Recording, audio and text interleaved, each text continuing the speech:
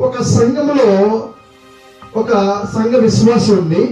అయితే ఆ విశ్వాసం ఒకరోజు సేవకుని దగ్గరికి వచ్చి అంటుందంట, పాస్టర్ గారు ఈ రోజు నేను ప్రపంచం గురించి ప్రార్థన చేయాలనుకుంటున్నాను, ప్రపంచంలో అందరూ మారాలని ప్రార్థన చేయాలనుకుంటున్నాను అని దేవుని సేవకుని దగ్గరికి వచ్చిందంట.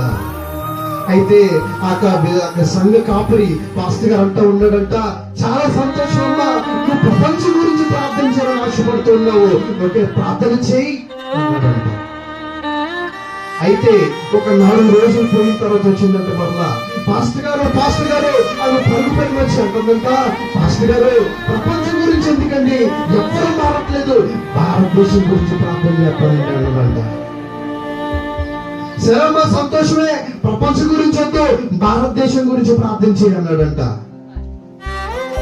మరలా ఒక 4 రోజుల తర్వాత మరలా ఇంటికి వెళ్ళి మరలా సేవకుని దగ్గరికి వచ్చి అంటుందంట, పాస్టర్ గారు ప్రపంచం వద్దు, భారతదేశం కూడా వద్దు, మన ఆంధ్రప్రదేశ్ రాష్ట్రం గురించి ప్రార్థన చేస్తానండి అందంట. మళ్ళీ పాస్టర్ గారు అన్నాడంట, సరే అమ్మా ఆ ప్రపంచం వద్దు, భారతదేశం వద్దు, రాష్ట్రం గురించి ప్రార్థన చేద్దండి అన్నాడంట. అయితే మరలా 4 రోజుల తర్వాత మరలా పాస్టర్ గారి దగ్గరికి వచ్చిందంట.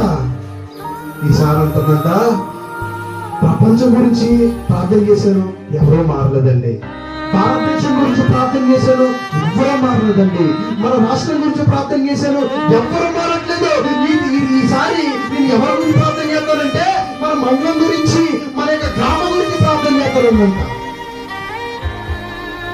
మరలా 4 రోజులు మరలా వచ్చిందంట ఈ పెద్ద మనిషి. మరలా వచ్చి అంటుందంట, పాస్టర్ గారు నేను ఇన్నిసార్లు ప్రార్థన చేశాను కానీ, ఇన్నిసార్లు మొరపెట్టాను కానీ, ఇన్నిసార్లు మోకరించి ప్రార్థన చేశాను కానీ ప్రపంచం మారలేదు, భారతదేశం మారలేదు, రాష్ట్రం మారలేదు, మండలం మారలేదు, జిల్లా మారలేదు, గ్రామం కూడా మారలేదు అన్నదంట.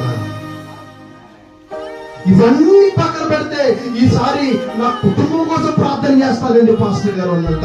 చాలా సంతోషం అమ్మా, ముందు నువ్వు మారావు కదా, నీ కుటుంబం కూడా మారితే చాలా సంతోషం అన్నట్టు ఈ పాస్టర్ గారు.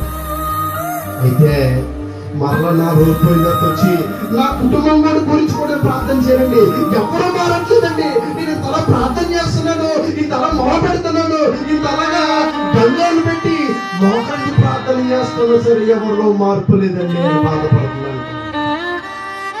అయితే సాగులు చల్లడంట, అమ్మా ఇన్నిసార్లు నువ్వు ప్రార్థన చేసావు కదా, ఇన్నిసార్లు మొదలు పెట్టావు కదా, ప్రపంచం గురించి ప్రార్థన చేశానన్నావు, ఎవరో మారలా, భారతదేశం గురించి ప్రార్థన చేశానన్నావు, ఎవరో మారలా, ఇక రాష్ట్రం గురించి ప్రార్థన చేశానన్నావు, ఎవరో మారలా.